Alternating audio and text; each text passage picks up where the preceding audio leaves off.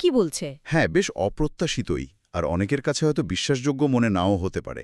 সেটা হলো জামায়াতে ইসলামীর ভূমিকা। জামায়াতে ইসলামী। হ্যাঁ, সূত্রগুলো বলছে ওই একই ফ্লাইটে জামায়াতের নায়েবে আমির ডাক্তার সৈয়দ আবদুল্লাহ মোহাম্মদ তাহেরও ছিলেন। আচ্ছা। তাকে তার দলের লোকেরা, মানে জামায়াত শিবিরের যুক্তরাষ্ট্র শাখার কর্মীরা, বেশ সুন্দরভাবে নিরাপদে এয়ারপোর্ট থেকে বের করে নিয়ে যায়। এটা তো স্বাভাবিক।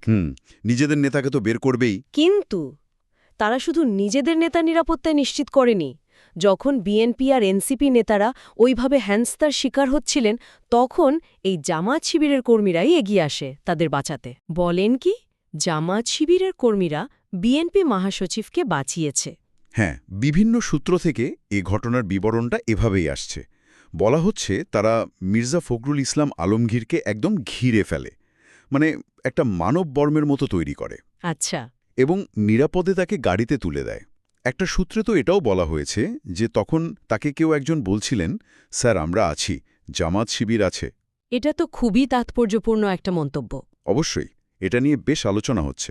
এই ঘটনায় কি নির্দিষ্ট কারণ নাম জানা গেছে, মানে যারা নিরাপত্তায় ছিলেন? হ্যাঁ, কয়েকজনের নাম বেশ পরিষ্কারভাবেই উল্লেখ করা হয়েছে সূত্রগুলোতে।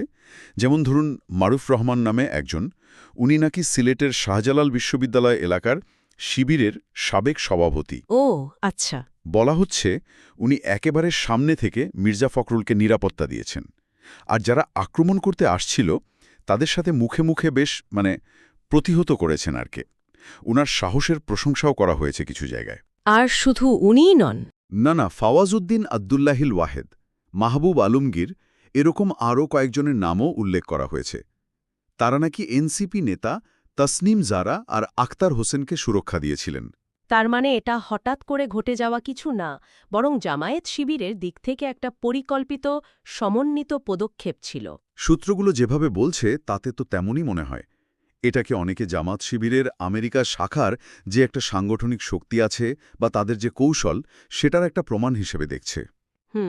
কারণ তারা শুধু নিজেদের নেতাকেই দেখেছে তা নয়, বরং রাজনৈতিকভাবে অন্য দলের, এমনকি যাদের সাথে আগে সম্পর্ক ভালো ছিল না, সেই বিএনপি বা নতুন দল এনসিপি, তাদের নেতাদেরও সুরক্ষা দিয়েছে।